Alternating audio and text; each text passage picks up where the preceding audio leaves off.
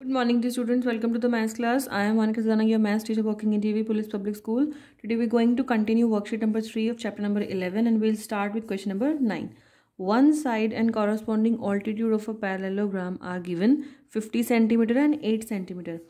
एक side given है आपको 50 सेंटीमीटर और उसके कॉरस्पॉन्डिंग इस साइड के ऊपर जो ऑल्टीट्यूड बन रहा है उसकी आपको लेंथ गिवन है दैट इज 8 सेंटीमीटर.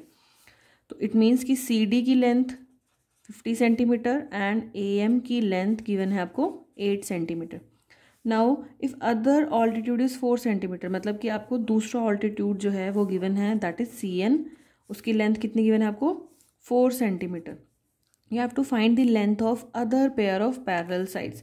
आपको देखो ये पैरेलल 50, ये लेंथ सी डी 50 है तो ए बी कितनी हो जाएगी 50, क्योंकि ऑपोजिट साइड्स क्या होती हैं पैरेलल.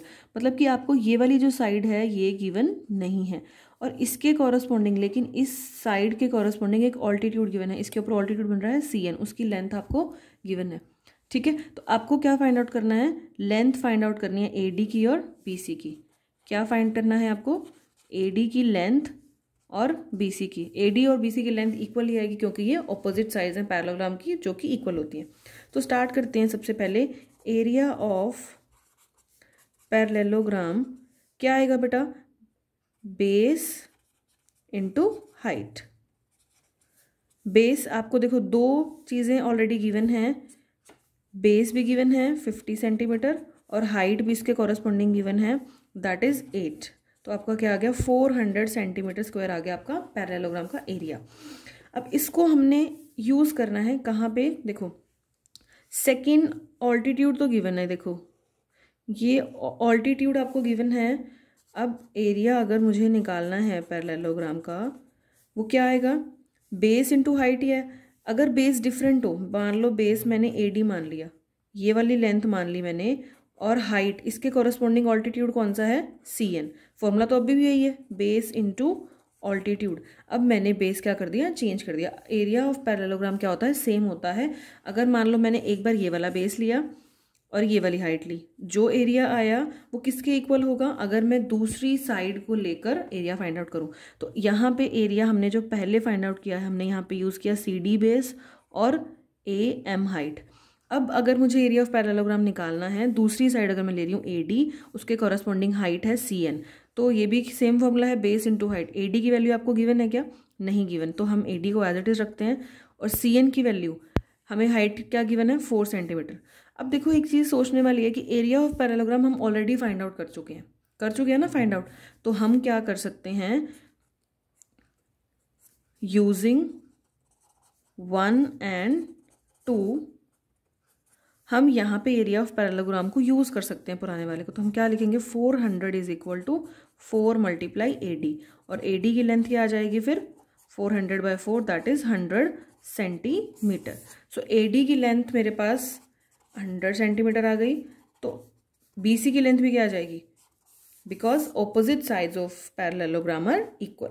सो हम जब भी एरिया निकालेंगे, अगर आपके पास एक बेस गिवन है उसके कॉरस्पॉन्डिंग हाइट गिवन है, वो एरिया फाइंड आउट किया, और मान लो ये दूसरा बेस और इसके कॉरस्पॉन्डिंग हाइट गिवन है आपको, जैसे ये वाला बेस गिवन था ए डी और इसके कॉरस्पॉन्डिंग हाइट गिवन थी सी एन, तो इसका जो एरिया निकालेंगे वो भी क्या आएगा सेम. सो आपकी जो साइड्स आ गई वो आ गई 100 सेंटीमीटर. अब नेक्स्ट है आपका बेटा 10th क्वेश्चन, वो भी बिल्कुल ऐसा ही है.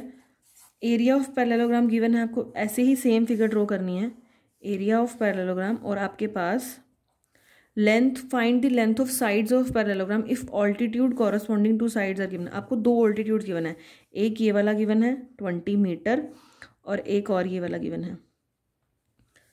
एक इस साइड के ऊपर है, क्योंकि देखो इस ये वाली साइड और ये वाली side A B C D में A D is parallel to B C, so both the sides will be equal.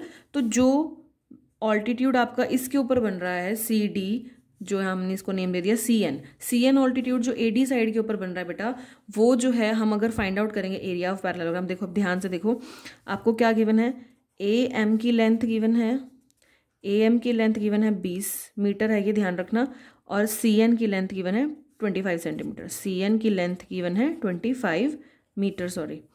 ठीक है, और आपको फाइंड आउट क्या करनी है, देखो एक साइड ये फाइंड आउट करनी है और एक फाइंड करनी है ये वाली AD और AB, क्योंकि अगर AB निकल गई तो CD भी निकाल सकते हैं क्योंकि दोनों इक्वल होंगी, AD फाइंड आउट होगी तो BC भी निकाल सकते हैं। तो हम क्या लिखेंगे यहाँ पे, टू फाइंड AB और AD, हमें दो साइड फाइंड आउट करनी है, ठीक है, क्योंकि एक आ गई तो ऑटोमेटिकली उसके ऑपोजिट वाली तो इक्वली आएगी। अब ध्यान से देखो, एरिया ऑफ पैरेललोग्राम आपको गिवन है, दैट इज 625 मीटर स्क्वायर। अब एरिया ऑफ पैरेललोग्राम हमने अभी डिस्कस किया था कि आपको बेस और ऑल्टीट्यूड होना चाहिए, उसके लिए क्या होना चाहिए, बेस और हाइट। बेस और हाइट अगर हमें पता हो तो हम एरिया फाइंड आउट कर सकते हैं। अब बेस देखो, एक बार मैं बेस लूँगी ये वाला CD, इसकी कॉरस्पॉन्डिंग हाइट कौन सी है, ये वाली AM, ठीक है। अब एरिया ऑफ पैरेललोग्राम आपको क्या गिवन है, 625। अब CD की वैल्यू हमें पता है, नहीं CD की वैल्यू तो हमें पता है, CD की वैल्यू हमें नहीं पता क्योंकि CD हमें बेस जो है AB के आने से मिल जाएगा, तो CD को हम एज इट इज रख देते हैं। AM की वैल्यू क्या गिवन है, 20, तो CD की वैल्यू क्या आ गई, 625/20, दैट इज 31.25 मीटर।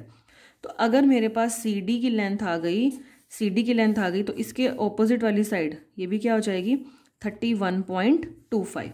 तो देखो एक साइड निकालने से उसके ऑपोजिट वाली साइड तो इजीली आ गई।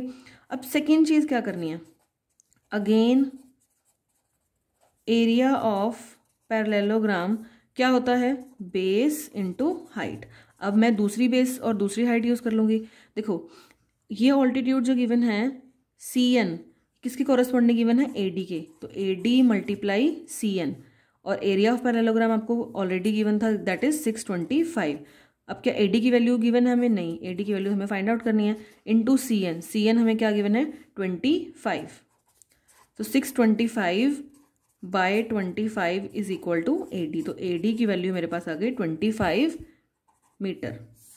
तो अगर AD की वैल्यू आ गई मेरे पास, AD की वैल्यू आ गई, ये वाली साइड आ गई 25, तो ये वाली साइड भी क्या हो जाएगी, 25 मीटर। तो एक साइड अगर हम फाइंड आउट कर लें तो उसके सामने वाली हम इजीली फाइंड आउट कर सकते हैं। तो आपके पास दो साइड्स आ गई, एक 31.25 और एक 25, ठीक है। तो अब आपने क्वेश्चन जो हैं वर्कशीट 3 के एग्जाम्पल्स आपने रफ नोटबुक में ट्राई करने हैं और ये वर्कशीट जो है आपने फिनिश करनी है।